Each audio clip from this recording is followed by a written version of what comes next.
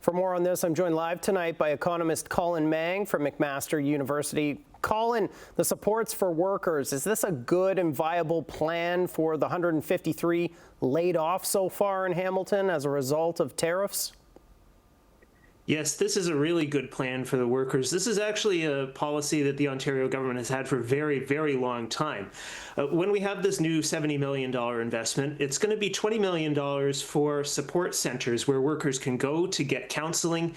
It provides some financial assistance to them. It provides them with some guidance of what they can do.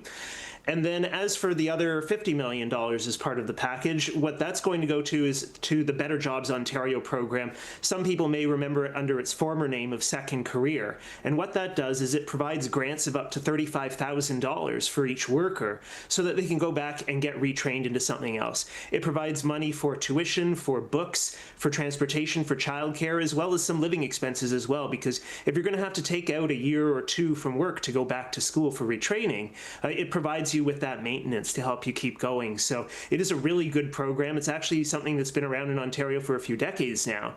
So this is a really good thing for workers that the Ford government is expanding the program to help them.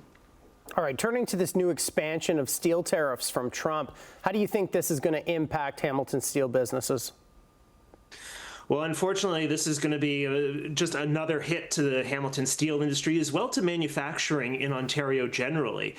So what the Trump administration has done is they've now decided that in addition to having 50% tariffs on raw steel products going into the United States, they also want to target now manufactured products that contain some steel and some aluminum. Because, of course, they've done some trade deals with countries already. So, for example, Vietnam, they've got a 20% tariff on Vietnamese manufactured goods, 15% tariff on Japanese, South Korean, and European Union goods. Now what they want to do, though, is take some of those manufactured goods. If they have steel in them, the steel components are going to be tariffed at the 50% steel rate that they're using for just the wrought steel products already. So this is going to be very bad here in Canada, because right now much of our manufactured goods are still going into the United States tariff-free because of our free trade agreement with them. Now that the United States is going to start tariffing the steel content of those manufactured goods, this is really just a very, very unfortunate turn of events for us. All right, so with this expansion of tariffs, and we're already talking about supporting laid-off workers, should we expect more layoffs to come in the steel industry or perhaps the manufacturing industry?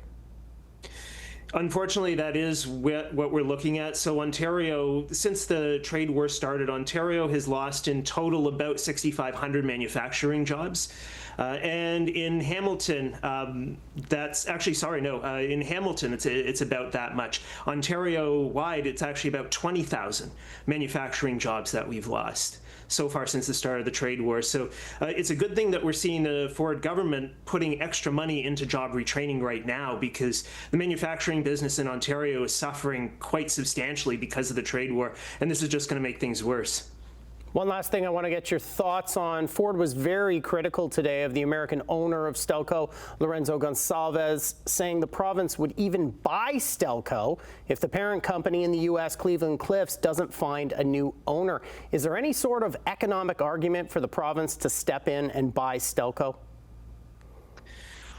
Yeah, it's not usually a good thing when governments get into the business of buying up private companies. I mean, we have seen governments take stakes in private companies before. So if you can remember all the way back to the financial crisis in 2008 to 2010, we did see governments, not just in Canada, but around the world, take equity positions in a number of companies, for example, in the auto industry. But outright buying an entire company, that's not something that we usually see governments get involved in, because they don't really know how to run companies. It's not the type of expertise that they have. So I don't think that's a very good idea, but we do see situations sometimes where, for strategic reasons, governments try to force a sale. We've seen that a number of times here in Canada, as well as in other developed countries, where governments will force the sale of a company. So if the Ford government was looking at doing that, finding new owners for Stelco, they could put pressure on the company to sell, maybe get some Canadian investors or investors from some other countries who would be more amenable to the Canadian industry here. That's Colin Mang from McMaster University. Colin, thanks so much for being with us tonight. You're welcome. Thanks for having me.